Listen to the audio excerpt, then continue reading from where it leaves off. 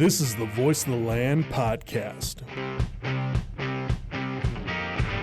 We do want to welcome on right now from the Cleveland Crunch, the president and majority owner, Eric Davis, as well as minority owner and vice president of operations, and a former teammate of mine, a fellow Blue Devil alumni, Luciano Ruscitto. Guys, how are we doing this evening? Hey, guys. Thanks for having us this evening. We're doing good. How are you? Not too bad. Really looking forward to talking about you guys getting the Cleveland Crunch back going. I know that as a soccer fan myself, it was so huge, and one of my best memories was going to Cleveland Crunch soccer camps and, of course, going to the games at the Convocation Center down on CSU's campus when it wasn't the Wolstein Center. It was the Convocation Center, and watching guys like Hector Marinero, Otto Orff, and all those guys having a lot of success in indoor soccer. Now, I know you guys were teammates at Lake Erie. Where did this conversation kind of start? Did it start back in those playing days to get this back going again? Or take us back to how the conversation of getting the Cleveland Crunch back in town really got going? So before I hop into the story, I just want to give a shout out to my soccer brother, Tino Panich, passed away earlier in the week on an unfortunate car accident. So just wanted to give him a shout out, and I'm still thinking about you, brother. Thinking about all my men friends. It's been a tough week. So true condolences out to you and his family and all their friends and stuff. Tragic, and we can only send our thoughts and well wishes out to the family and you guys as well. Thank you. I appreciate that. But yeah, the idea kind of just stemmed from when I moved to Lakewood earlier this year, back in May. I was just unpacking some clothes, getting my apartment set up, and I came across my Crunch and my Force shirt. So I just hung them up side by side, took a picture, and posted it on my Instagram as a poll on my story. And I just posed the question, if it was up to you, which professional indoor soccer team would you bring back to Cleveland? The Crunch or the Force? And 79% of the votes favored to the Crunch. Obviously, I mean, the legacy holds that they won those championships with the well-recognized names. So from there, Luciano just reached out to me the same day, and we just kind of started talking about, if there's an opportunity to bring this club back.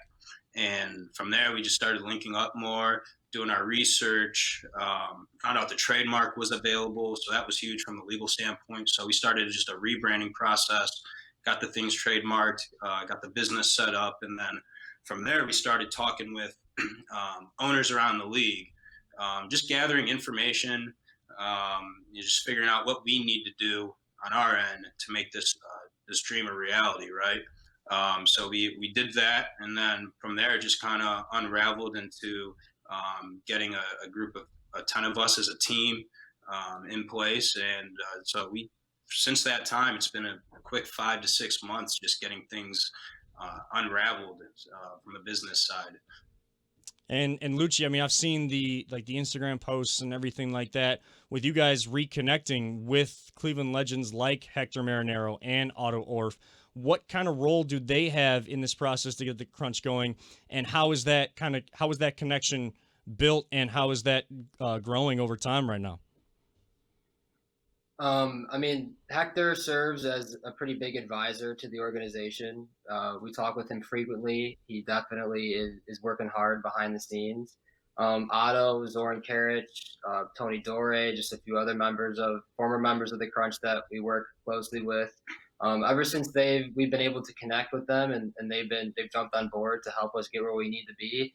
The organization, the relaunch, it's sort of taken off. So, I mean, they definitely still have those connections in Cleveland of indoor soccer and just indoor soccer in general, professional soccer, in this area. So, no doubt, I mean, they're definitely working with us, like I said, behind the scenes. And, it's been a pretty positive impact since they've joined.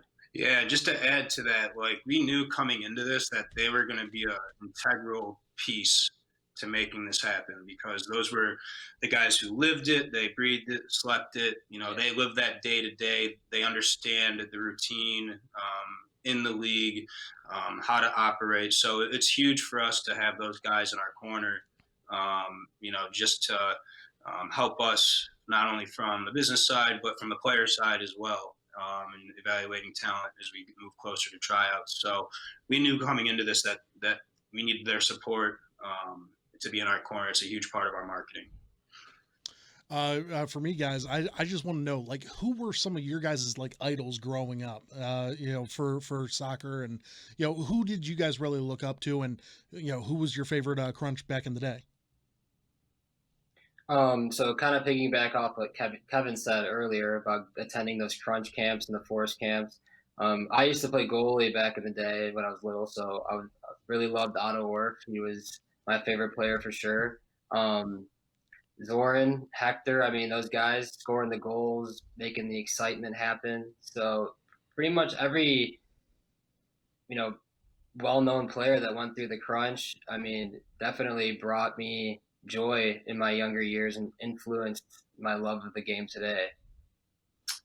And to piggy off that, I mean, in my playing career, I've played like mid forward, so I've always liked to model that off of Hector Marinero. I mean, the Michael Jordan of indoor soccer, if we had to be completely honest. Right? So somebody I wanted to definitely model my game off of, and he obviously made a huge impact in my youth, just seeing his tremendous success and made me determined to, just become a better soccer player growing up through my youth. So definitely looked up to all those guys.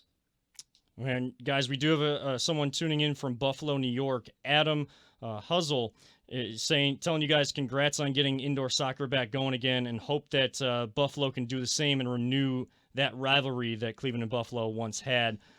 They wanted to launch they did launch a Buffalo Blizzard Facebook group in July, and are connecting with a lot of the former players and fans. So it's kind of cool to see indoor soccer, especially in the 90s and the early 2000s, was huge. And this the Cleveland Crunch were an organization that were built on having success, and they were competing for championships every single year. They may not have gotten there. I know that they won 3 in the NPSL, I believe it was, but definitely championship pedigree there. What are your guys' goals to get it back to that? And in terms of, we know that fans aren't really in the stands right now, but as this continues to grow, it was such a great family atmosphere as well. What are you guys looking at in terms of that to give it the atmosphere to the fans, but also put that championship caliber product back on the field? Well, I mean, we know that there's a big pool of talent that exists here in Northeast Ohio. A lot of good soccer players in this area. So building talent from a tryout standpoint, former players that we have played with, just connections that we have made. We've had a lot of people reaching out to us too. So I think building talent, building a squad with talented players, I should say, is not going to be, that big of an issue. I think that we could definitely get to the championship caliber that you guys are, referring to that they had in the 90s. And in terms of creating that environment for fans, I mean, like Eric and I have said multiple times, when we're little, we didn't really remember the score of the game. I mean, I have all that memorabilia. I mean, I have a picture, autograph, bobbleheads. I mean, they could have lost 20-0 for all I remember, but I remember the positive experience that I had at that game. So definitely a lot of fan engagement, a lot of players interacting with kids, autographs, meet the team events. Every downtime we have in the arena is going to be dedicated to some sort of fan engagement opportunity to just really make this an entertainment experience versus just strictly watching a sporting event. That's fantastic. Yeah, that is awesome. And I agree with that. I mean, going back, I mean, whenever you're a kid, you don't really realize the score of the game. It's all about having fun. I mean, now that we're adults, we're all like, oh man, I can't believe the Browns lost that game. But like going back in the day, whenever you're a kid, it's all about those family events, and that's fantastic.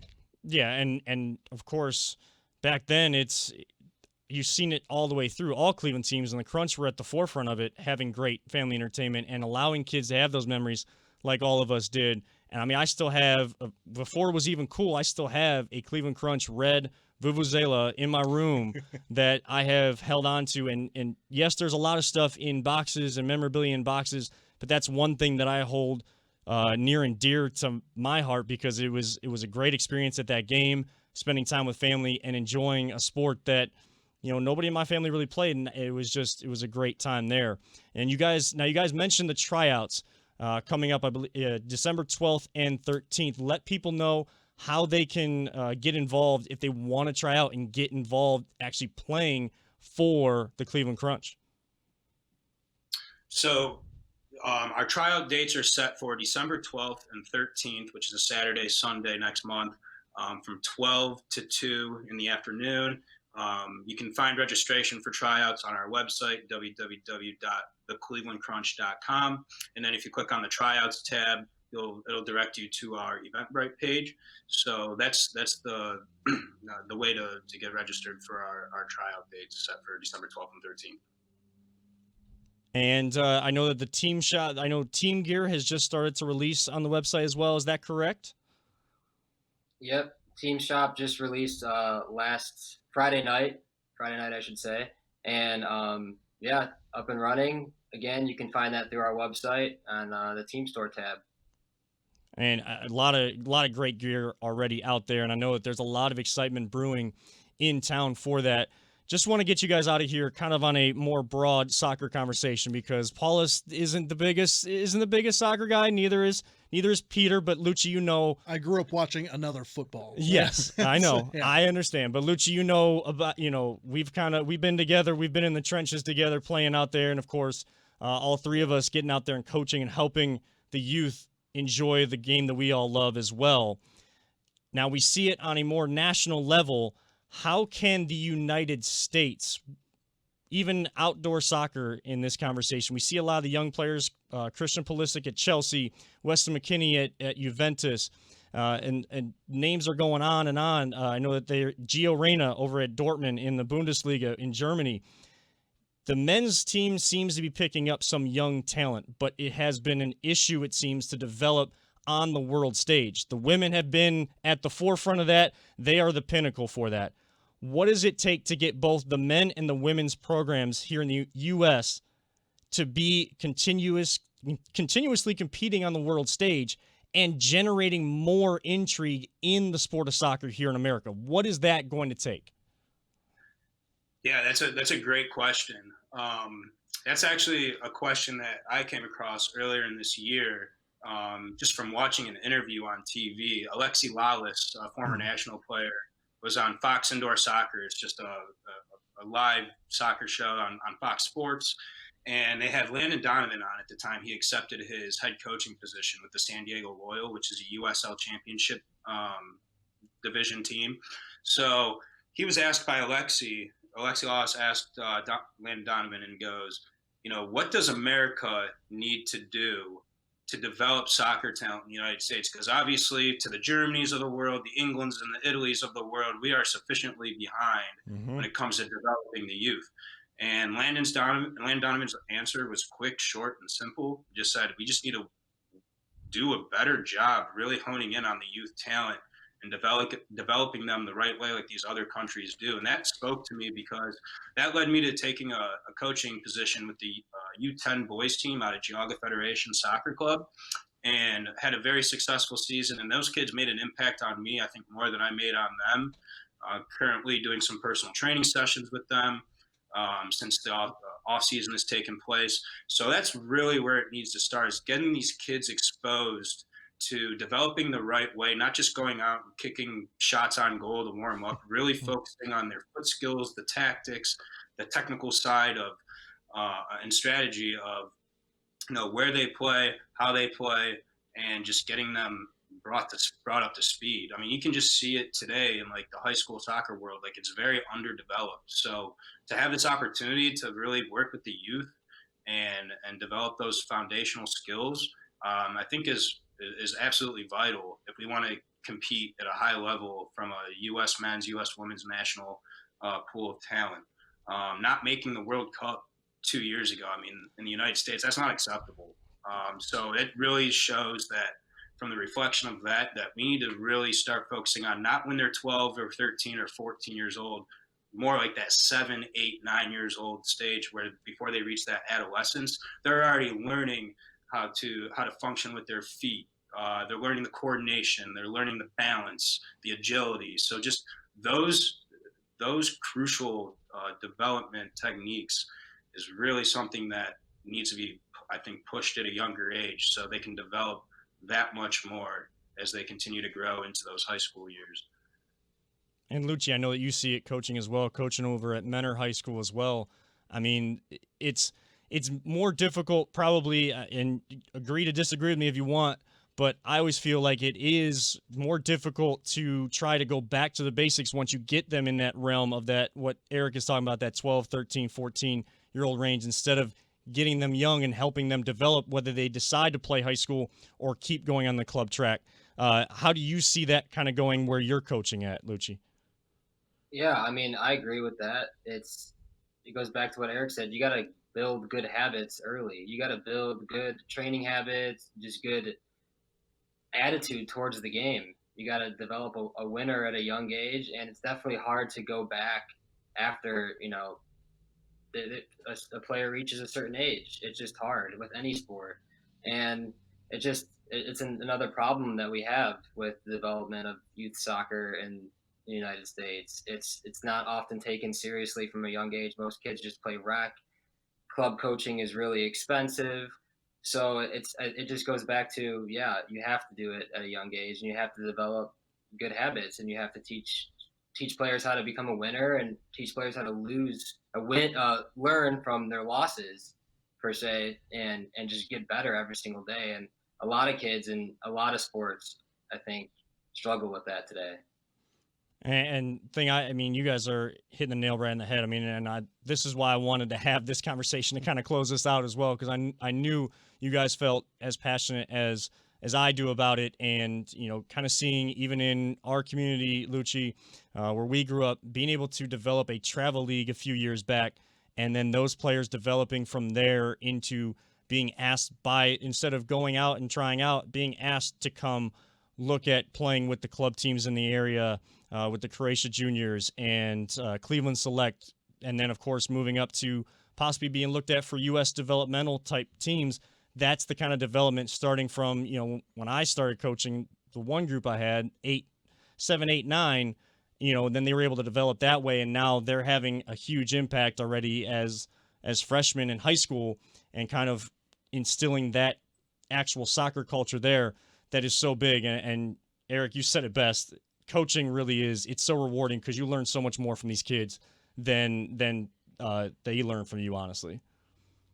Yes, absolutely. I mean, just the kids that I'm fortunate to have the opportunity to coach are just already at that level where they're passionate about the game, but they just need to critique some things or things that they're looking to improve upon. And it's just a blessing up an opportunity to be able to share with my knowledge and the coaching that I was given growing up, and just to give it back to the youth. There's no better feeling. And just because we're not an MLS market like the Columbuses and the Cincinnatis, I mean, Cleveland, like Lucci already said earlier in the show, I mean, this is a huge untapped market, not just from a professional standpoint. There's a lot of hidden talent here in Cleveland. Just because we don't have a professional team to represent our city doesn't mean that there's not an opportunity for these players to continue to develop and reach the goals that they want to reach. So it's just a blessing to be able to share the knowledge that I have and to continue to pass it on down to the younger generations. And it's a pleasure to have that conversation be out there for other people to see and hear, whether they're big soccer fans or not, that soccer is a great sport and can provide so many opportunities to the youth, and definitely something we want to see build more and more in America. Before we let you guys go, just one more time, let everybody know when they can expect Crunch Soccer to come back. I know the plan is 2021 at some point to start the season, and also where they can find you guys, social media, website, and just last little kind of refresher on those tryouts coming up in December. All right, so yeah, we're the timeline to join the league is November of 2021. We plan to do several home exhibition games next year, as well as a few away exhibition games next year, some inter-squad scrimmages as well.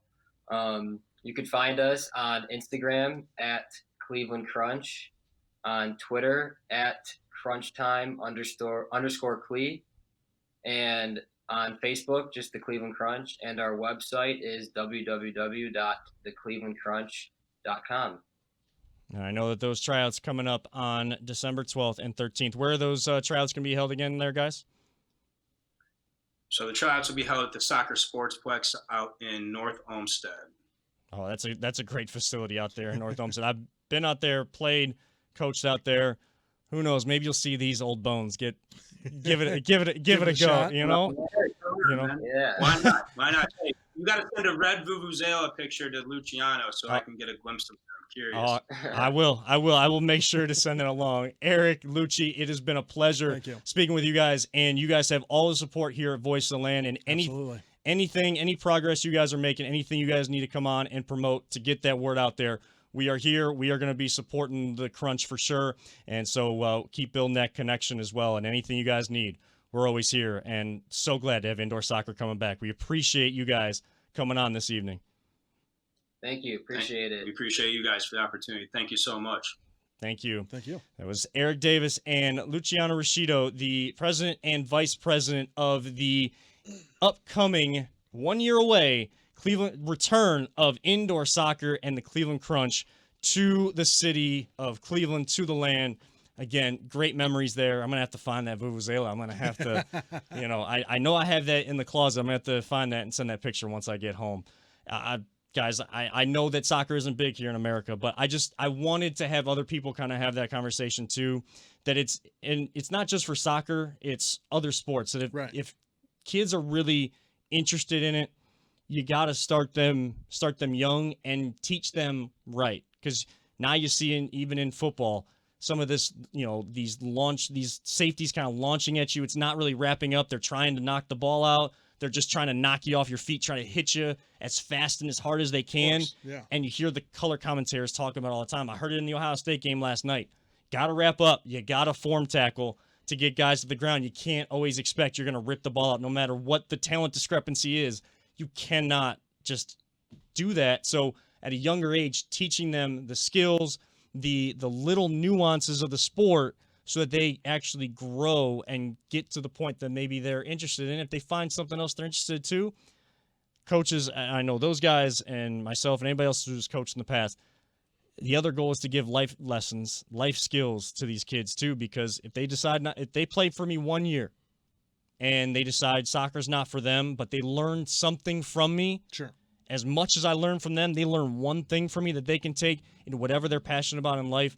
That is the biggest and most important thing, and coaches love to see that kind of thing.